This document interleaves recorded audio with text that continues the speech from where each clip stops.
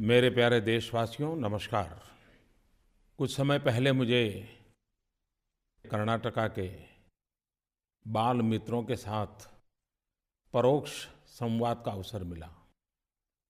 Times group के विजय कर्नाटका अखबार ने बाल दिवस पर एक पहल की, जिसमें उन्होंने बच्चों से आग्रह किया कि वे देश के प्रधानमंत्री को पत्र लिखें। और फिर उन्होंने उसमें से कुछ सिलेक्टेड पत्रों को छापा। मैंने उन पत्रों को पढ़ा, मुझे काफ़ी अच्छा लगा। ये नन्हे मुन्ने बालक भी देश की समस्याओं से परिचित हैं, देश में चल रही चर्चाओं से भी परिचित हैं। कई विषयों पर इन बच्चों ने लिखा। उत्तर कन्नड़ की कीर्ति हेगड़े ने डिजिटल इंडिया और स्मार्ट सिटी योजना की सराहना करते हुए उन्होंने सुझाव दिया कि हमें अपनी शिक्षा व्यवस्था में बदलाव की ज़रूरत है। और उन्होंने ये भी कहा कि आजकल बच्चे क्लासरूम रीडिंग करना पसंद नहीं करते, उन्हें प्रकृति के बारे में जानना अच्छा लगता है। और अगर हम बच्चों को प्रकृति की जानकारियाँ देंगे तो शायद पर्यावरण की रक्षा में वो आगे चलकर के काम आ सकते हैं। लक्ष्मेश्वरा से रीडा नदाफ, उस बच्चे ने लिखा है कि वो एक फौजी की बेटी है और उन्हें इस बात का गर्व है। कौन हिंदुस्तानी होगा जिसको फौजी पे गर्व न हो, और आप तो फौजी की बेटी हो, आपको गर्व होना बहुत स्वाभाविक है। कलबुर्गी से इरफाना बेगम, उन्होंने लिखा है कि उनका स्कूल उनके गांव से 5 किलोमीटर की दूरी पर स्थित है, जिसकी वजह से उन्हें घर से जल्दी निकलना पड़ता है और घर वापस आने में भी बहुत देर रात हो जाती है। और उसमें उन्होंने कहा कि मैं अपने दोस्तों के साथ समय भी नहीं बिता पाती हूँ। और उन्होंने सुझाव दिया है कि नज़दीक में कोई स्कूल होना चाहिए। लेकिन देशवासियों, मुझे अच्छा लगा कि एक अखबार ने इनिशिएटिव लिया और मुझ तक एक पत्र पहुँचे और मुझे उस पत्रों को पढ़ने का अवसर मिला। मेरे लिए भी एक अच्छा अनुभव था। मेरे प्यारे देशवासियों, आज 26/11 है। 26 नवंबर ये हमारा संविधान दिवस है। 1949 में 1949 में आज ही के दिन संविधान सभा ने भारत के संविधान को स्वीकार किया था। 26 जनवरी 1950 को संविधान लागू हुआ और इसलिए तो हम उसको गणतंत्र दिवस के रूप में मनाते हैं। भारत का संविधान हमारे लोकतंत्र की आत्मा है। आज का दिन संविधान सभा के सदस्यों के स्मरण करने का दिन है।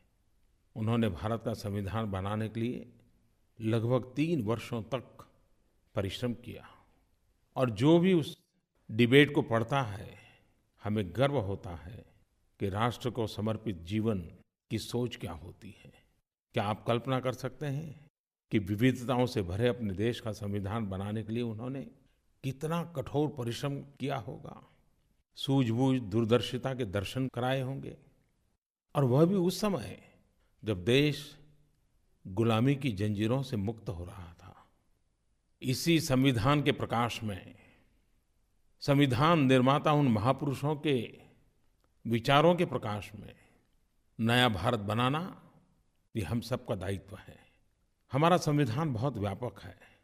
शायद जीवन का कोई ऐसा क्षेत्र नहीं है, प्रकृति का कोई ऐसा विषय नहीं है जो उससे अछूता रह गया हो।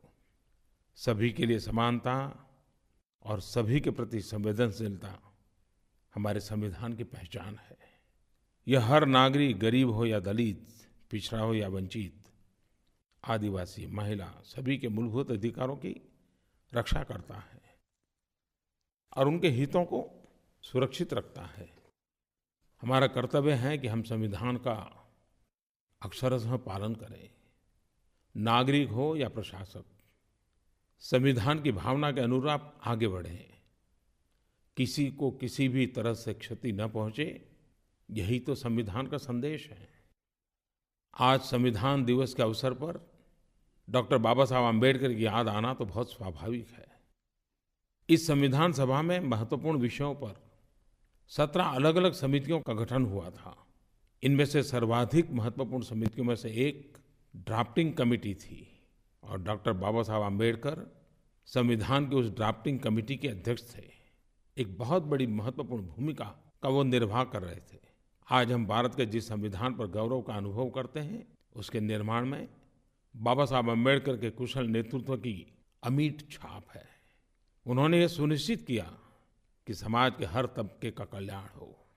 6 दिसंबर को उनके महापरिनिर्वाण दिवस के अवसर पर हम हमेशा की तरह उन्हें स्मरण और नमन करते हैं। देश को समृद्ध और शक्तिशाली बनाने में बाबा साहब का योगदान अविस्मरणीय है।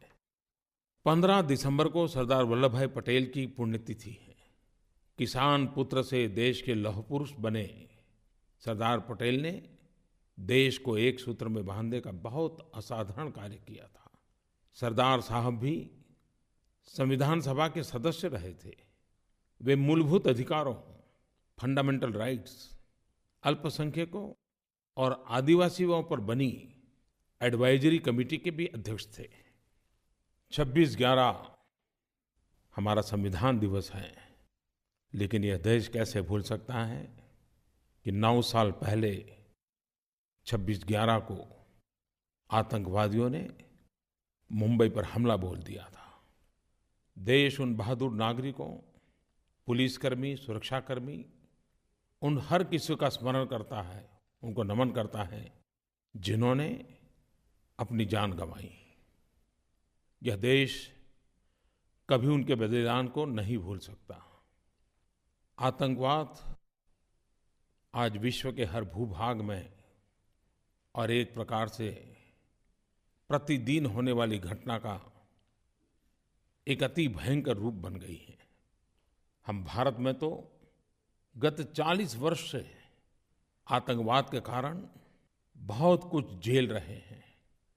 हजारों हमारे निर्दोष लोगों ने अपनी जान गंवाई है।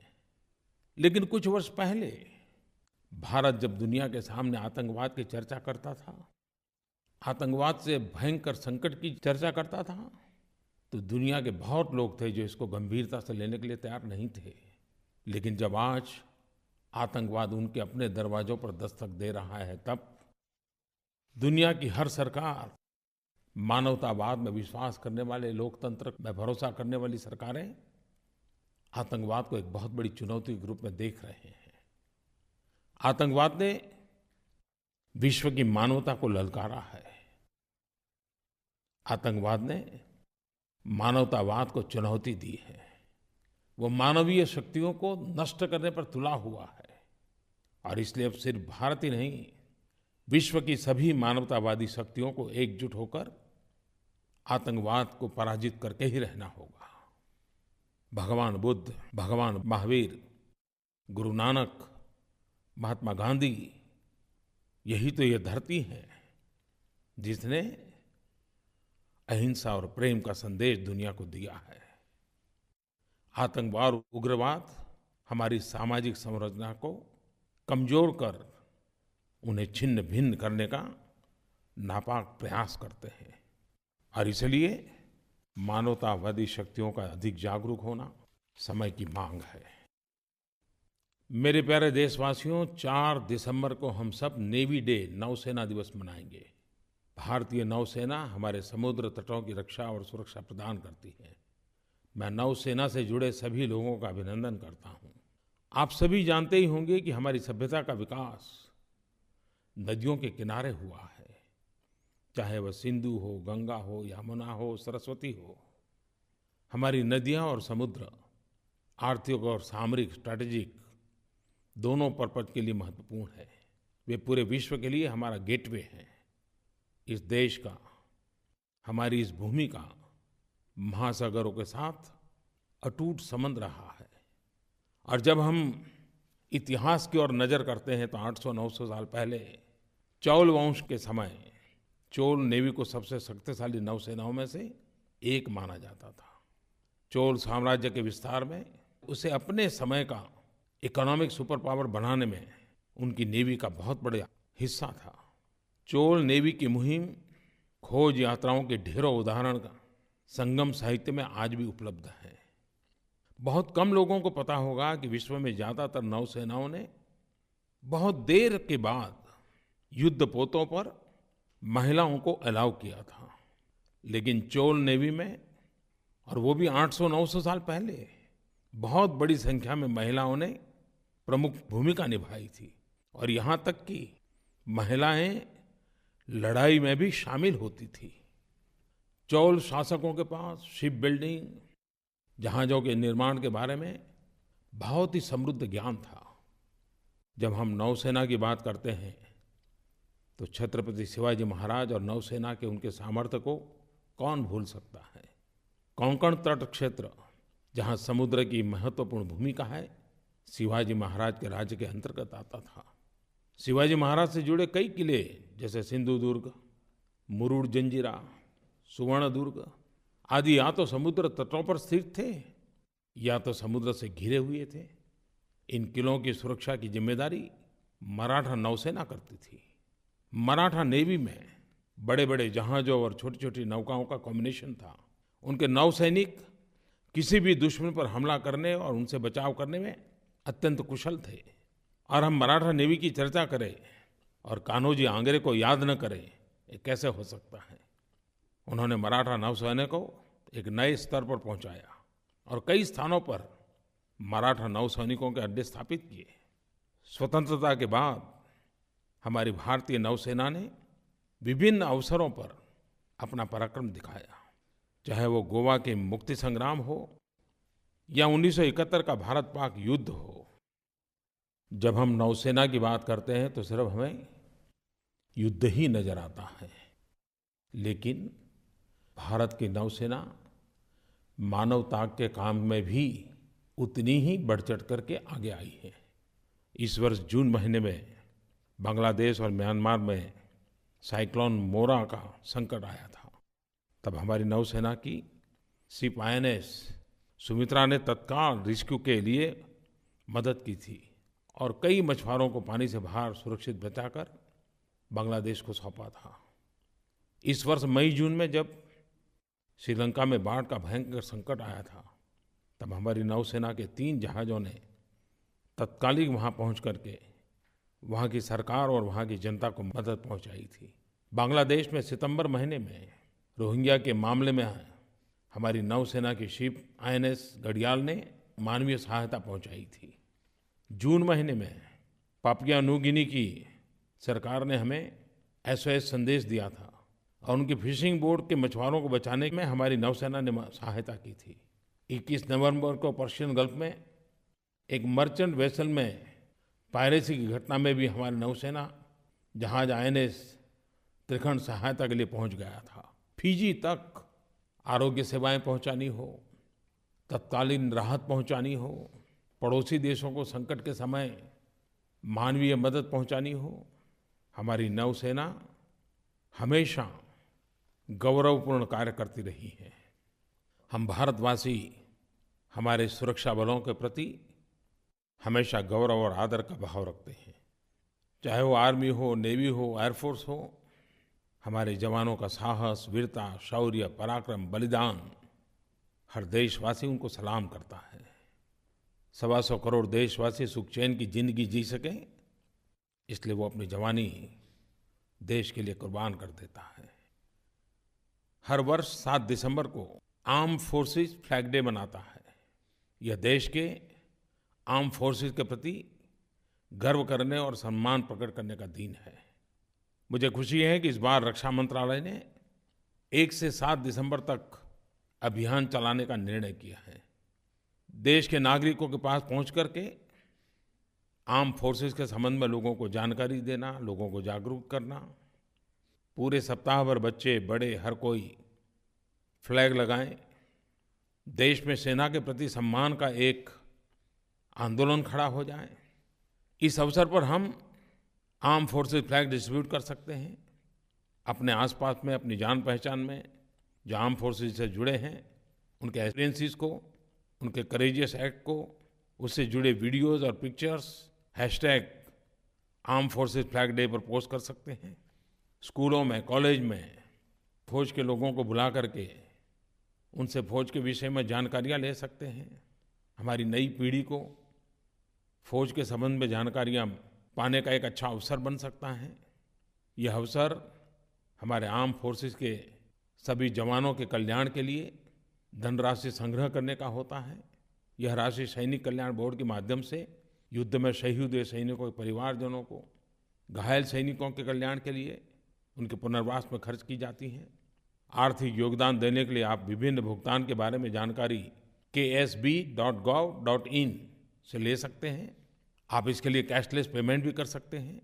आइए इस अवसर पर हम भी कुछ ऐसा करें जिससे हमारे सशस्त्र बलों का मनोबल बढ़े, हम भी उनके कल्याण की दिशा में अपना योगदान दें। मेरे प्यारे देशवासियों, 5 दिसंबर को वर्ल्ड सॉइल डे है। मैं अपने किसान भाई बहनों से भी कुछ बातें करना चाहता हूँ। पृथ्वी का एक महत्वपूर्ण हिस्सा है मिट्टी। हम जो कुछ भी खाते हैं वह इस मिट्टी से ही तो जुड़ा हुआ है। एक तरह से पूरा फूड चेन मिट्टी, सॉइल से जुड़ा हुआ है। जरा कल्पना कीजिए, अगर इस विश्व में कहीं भी उपजाऊ मिट्टी न हो तो क्या होगा, सोच करके भी डर लगता है। न मिट्टी होगी, न पेड़ पौधे उगेंगे, मानव जीवन कहाँ संभव होगा, जीव जंतु कहाँ संभव होगा। हमारी संस्कृति में इस पर बहुत पहले चिंता कर ली गई और यही कारण है कि हम मिट्टी के महत्व को लेकर प्राचीन समय से जागरूक रहे हैं। हमारी संस्कृति में एक और खेतों के प्रति, मिट्टी के प्रति भक्ति और आभार भाव लोगों में बना रहे, ऐसा सहज प्रयास है। तो दूसरी ओर ऐसी वैज्ञानिक पद्धतियां जीवन का हिस्सा रही कि इस मिट्टी का पोषण होता रहा।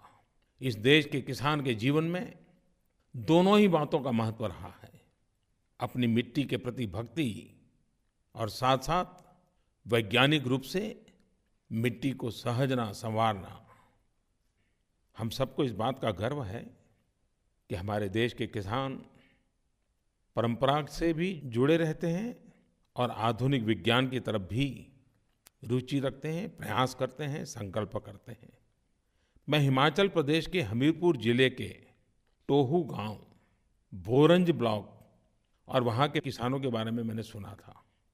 यहाँ किसान पहले असंतुलित ढंग से रासायनिक उर्वरकों का, फर्टिलाइजर का उपयोग कर रहे थे और जिसके कारण उस धरती की सेहत बिगड़ती गई, उपज कम होती गई और उपज कम होने से आय भी कम हो गई और मिट्टी की भी उत्पादकता धीरे धीरे धीरे घटती जा रही थी।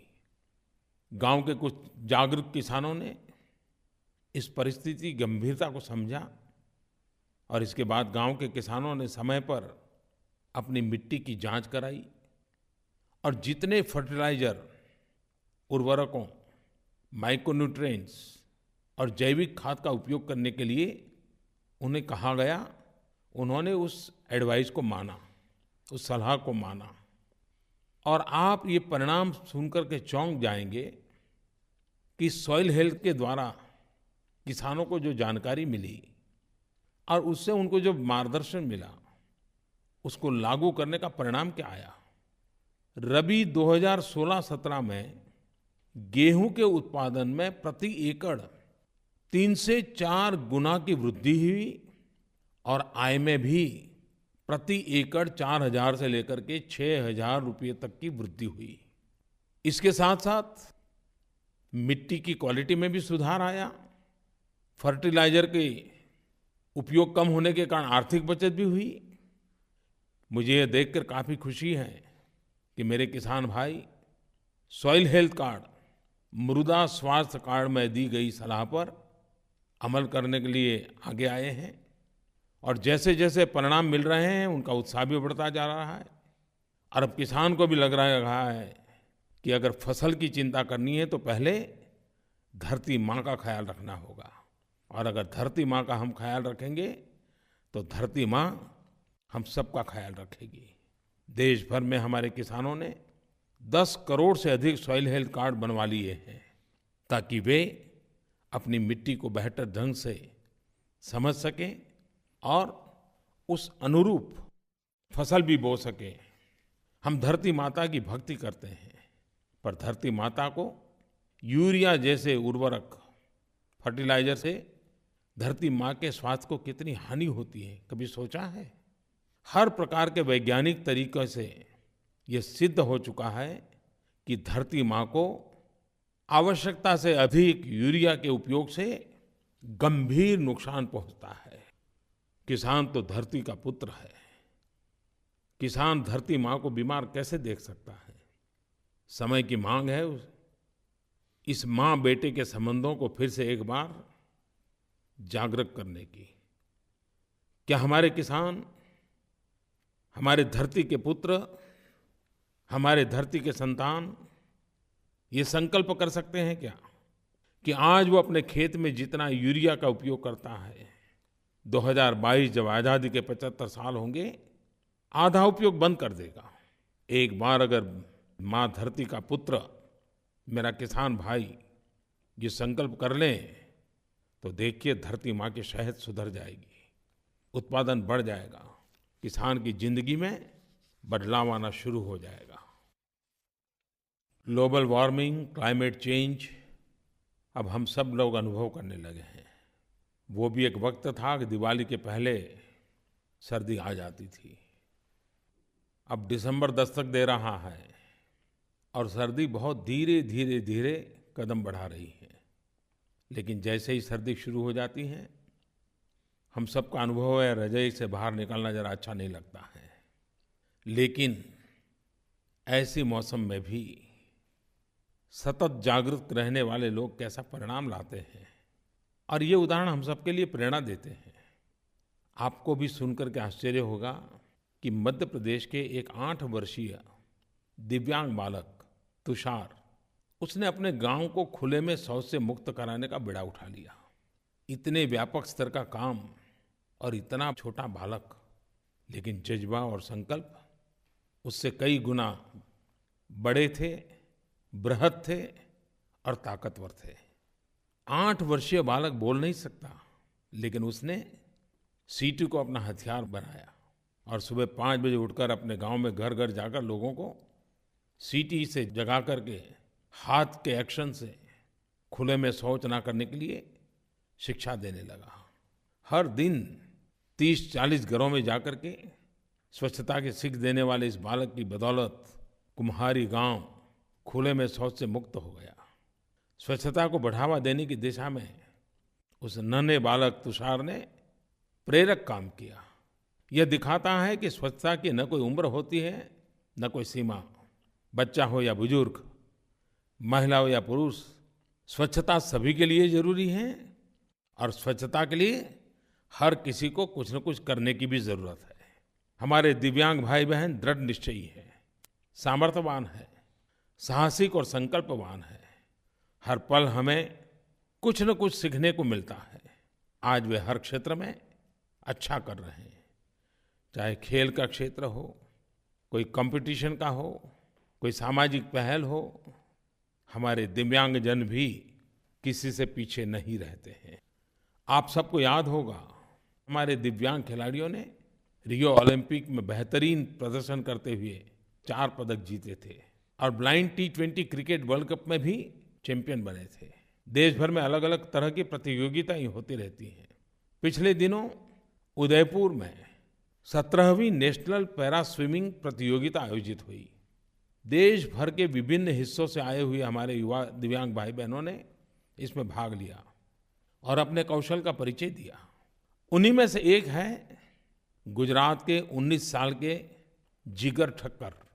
उनके शरीर के 80% हिस्से में मांसपेशी नहीं है, लेकिन उनका साहस, संकल्प और उनकी मेहनत को देखिए। नेशनल पैरा स्विमिंग प्रतियोगिता में 19 साल के जिगर ठक्कर, जिसके शरीर में 80% मांसपेशी न हो और 11 मेडल जीत जाए। 70वीं नेशनल पैरा स्विमिंग प्रतियोगिता में भी उन्होंने गोल्ड जीता। उनके इसी कौशल का परिणाम है कि वे भारत के स्पोर्ट्स अथॉरिटी ऑफ इंडिया द्वारा 2020 पैरा ओलंपिक के लिए चुने गए 32 पैरा तैराकों में से एक हैं, जिन्हें गुजरात के गांधीनगर में सेंटर फॉर एक्सेलेंसीज में ट्रेनिंग दी जाएगी। मैं युवा जिगर ठक्कर के जज्बे को सलाम करता हूं और उन्हें अपनी शुभकामनाएं देता हूं। आज दिव्यांगजनों के लिए एक्सेसिबिलिटी और अपॉर्चुनिटी पर विशेष ध्यान दिया जा रहा है। हमारा प्रयास है कि देश का हर एक व्यक्ति सशक्त हो, एक समावेशी समाज का निर्माण हो, सम और मम के भाव से समाज में समरसता बढ़े और सब एक साथ मिलकर के आगे बढ़े। कुछ दिन बाद ईद-ए-मिलाद उन नबी का पर्व मनाया जाएगा। इस दिन पैगंबर हजरत मोहम्मद साहब का जन्म हुआ था।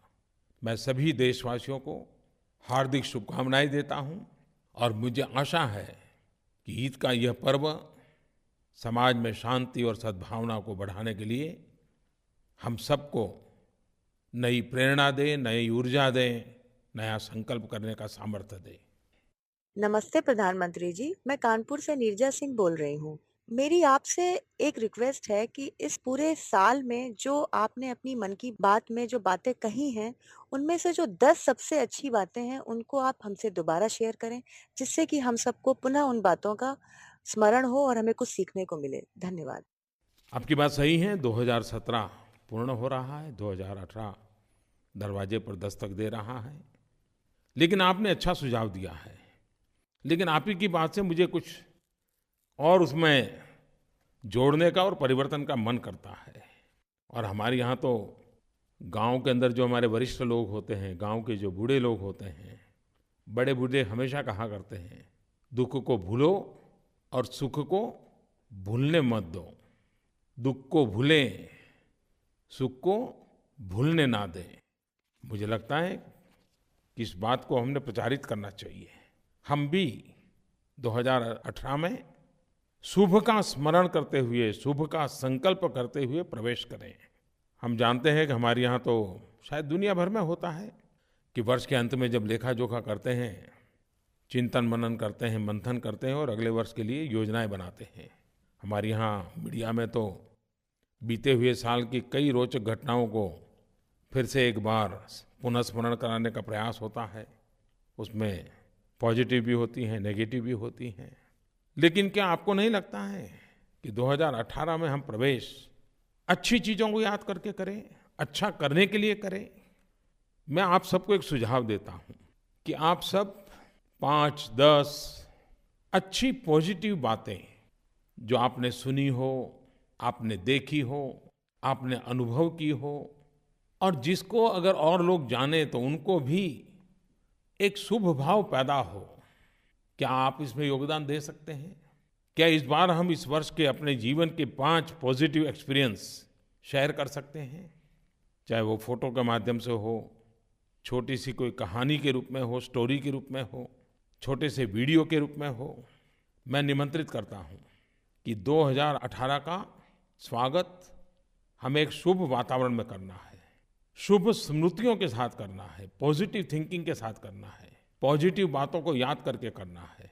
आइए नरेंद्र मोदी ऐप पर, माईगोव पर या सोशल मीडिया पर #पॉजिटिविंडिया के साथ सकारात्मक बातों को शेयर करें, औरों को प्रेरणा देने वाली घटनाओं का स्मरण करें। अच्छी बातों को याद करेंगे तो अच्छा करने का मूड बनेगा। अच्छी चीज़ों अच्छा करने के लिए ऊर्जा दे देती है। शुभ भाव शुभ संकल्प का कारण बनता है। शुभ संकल्प शुभ परिणाम के लिए आगे ले जाता है। आइए इस बार प्रयास करें। #पॉजिटिविंडिया। देखिए हम सब मिलकर के क्या जबरदस्त पॉजिटिव वाइब जनरेट करके आने वाले साल का स्वागत करेंगे। इस कलेक्टिव मोमेंटम की ताकत और इसका इम्पैक्ट हम सब मिल करके देखेंगे। और मैं जरूर अगली मन की बात में आपकी इन #पॉजिटिविंडिया पर आई हुई चीज़ों को देशवासियों के बीच पहुंचाने का प्रयास करूंगा। मेरे प्यारे देशवासियों, अगले महीने अगली मन की बात के लिए फिर आपके बीच आऊंगा। ढेर सारी बातें करने का अवसर मिलेगा। बहुत बहुत धन्यवाद।